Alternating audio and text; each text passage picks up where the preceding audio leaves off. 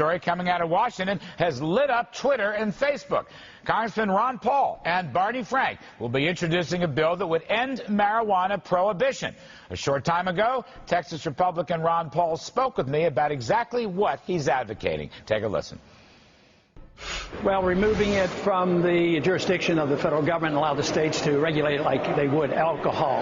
And, you know, this seems to be strange for a lot of people, but, you know, I'm only going back to 1937 where that's the way it was handled.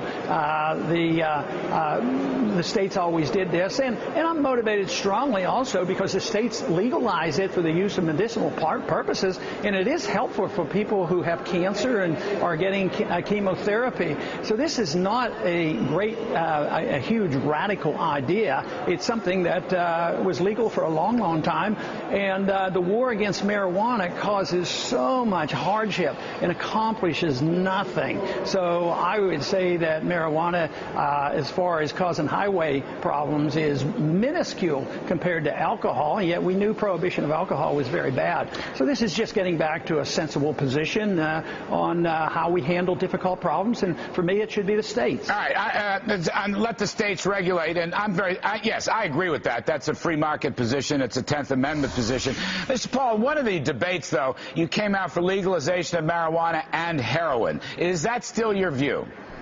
Well, you know, I've never used the word heroin in my life when I talk about legalizing freedom of choice. And that one, too, was once legal. And, you know, I concluded that argument, and they sort of got the point when I said, when they were making a big deal, you know, your freedom philosophy means somebody, you know, could use heroin. I said, you know, if tomorrow we legalized heroin, how many of you in this audience would use heroin? Of course, nobody would. So, you know, it's a moot point. It's how you regulate things, and whether or not this $1 trillion we spent on the war on drugs, really since the early 1970s, the modern day war on drugs started with Richard Nixon, and it's a catastrophe, just as prohibition of alcohol was a catastrophe.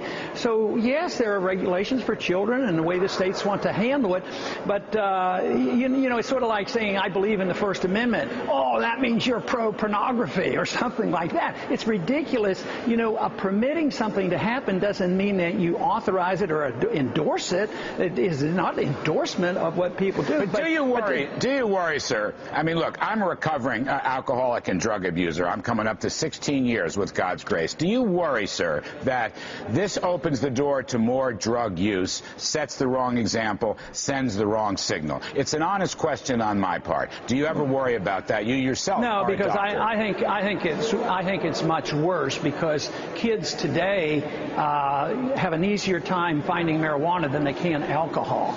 And how many cases of drug addictions were prevented by the laws? Do the laws really do it? Would it putting you in prison for about 5 years? Do you think that would have helped you? Would that have cured you? No, this is a medical problem. It's not a legal problem. You shouldn't be a criminal because you have a problem with drugs. So I just don't think putting you in prison would have been helpful at all. All right. Well, I did it through a faith-based self-help program, but I appreciate your point of view, Dr. The Paul. market, Larry, that's the market way of taking care of a problem.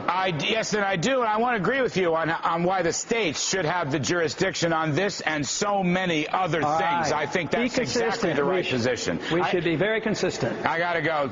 Congressman Paul, you're terrific for helping us out tonight. I appreciate it.